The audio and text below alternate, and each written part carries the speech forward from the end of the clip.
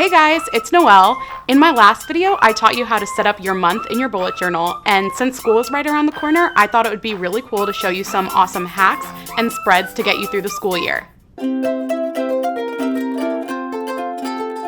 In my intro to bullet journaling video, I taught you about the future log, where you lay out your entire future for the next 6 months. Well, this is a semester future log. So instead of planning 6 months, you do the 4 months that are in your semester.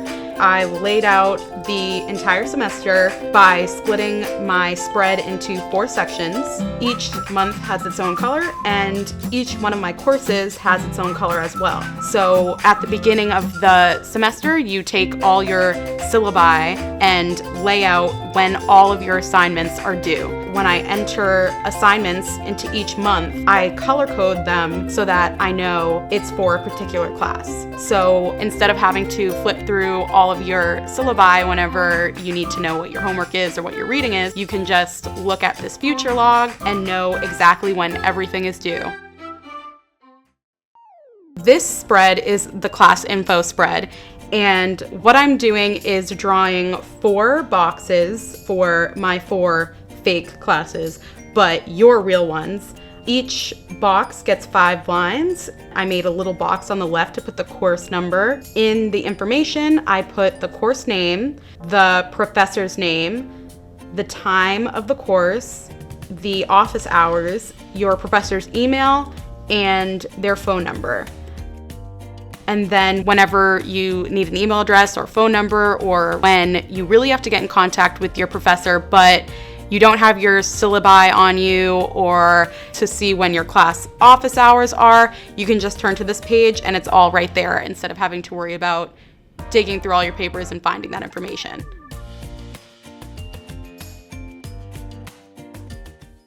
Then sometimes when you're planning with your friends, or you just need an overview of what your week is going to look like, I've always found it helpful to draw out a timetable. And this is probably something that you've done before, but the keys are to make sure you stick to your color scheme. So throughout my entire journal, Comp Sci will always be orange, Comp Lit will always be pink, and Chem will always be blue, so that you can discern between your different classes through your whole journal. Another problem you might have is keeping track of all your grades. So I made a spread where you can track all your grades for each class. You put the subject in the color that you assigned it, and then you just lay out every assignment that gets graded in a table. Here I set up each problem set that would be assigned throughout the year in math, and then each exam, and then throughout the year you can just come back here and fill in your grade on it. This way you don't have to continuously look through all your papers to find your grades, or log into your web portal if you're in college to find those things. It'll just be right here in your journal.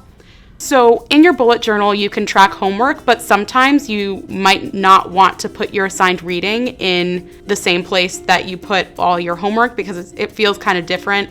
So this is an assigned reading spread. It's super simple. All it is a column for the date that the reading is assigned, the book or course that it's assigned for, the page numbers, and a column for when you finally do read it. So whenever you get a reading assignment, you can just pop it on this list, and then when you're done with it, you just check it off.